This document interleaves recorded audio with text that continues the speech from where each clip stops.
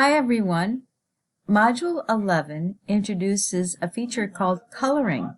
And this is a coloring page that I colored. And you can color a lot or a little.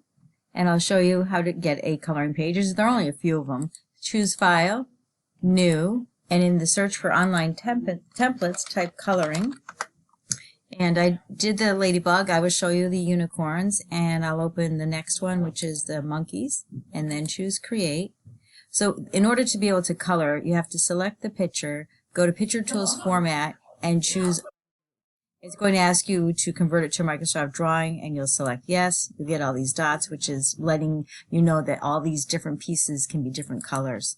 And then what you would do is you'd select different pieces, go to Drawing Tools Format, and select a color to fill, and you would go on to every single piece that you'd want to change.